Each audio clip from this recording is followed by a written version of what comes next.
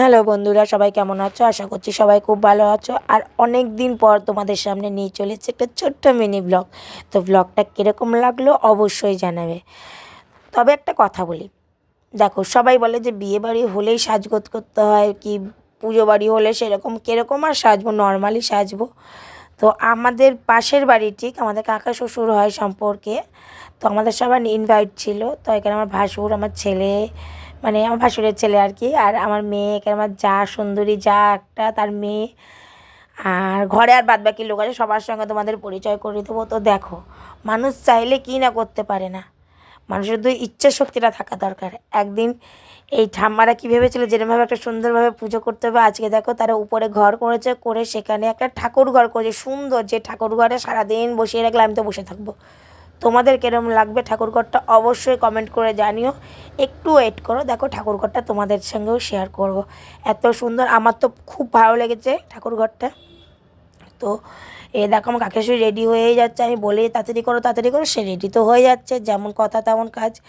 তো এবার দেখো সবাই মিলে একসঙ্গে আমরা চলে যাচ্ছি সেই ঠাম্মাদের বাড়িতে। এবার ঠাম্মাদের বাড়িতে গিয়ে প্রথমে দেখো পাশে যে মাঠটা দেখছো, এটা কৃষি সেবা ক্লাবের মাঠ। যারা যারা আমার বাড়ি মানে নারায়ণপুর পালপাড়া ছিলেন তারা সবাই জানবে এটা কৃষি সেবা ক্লাবের মাঠটা। এখানে আয়োজনটা করছে, তো বাড়িতে সবাই মন্দির মানে ঠাকুরঘরটা আর কি দেখবার জন্য সবাই বাড়িতেই আগে যাচ্ছে। তো আমিও চলে গেছিলাম, কারণ সকালবেলা একবার গেছিলাম, সকালবেলা ব্লগটা তোমাদের সঙ্গে শেয়ার করিনি। সকালবেলা টিফিন করার আগে আমি মন্দির থেকে ঘুরে এসেছি।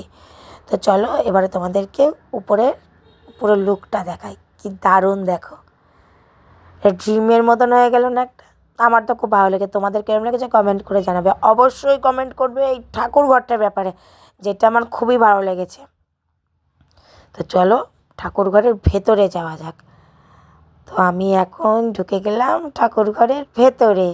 তো দেখো ঢুকেই সব করে দিলাম, আর সব থেকে সুন্দর লেগেছে ঝাড়বাতিটা আর কি, আমার খুব ভালো লেগেছে ঝাড়বাতিটা।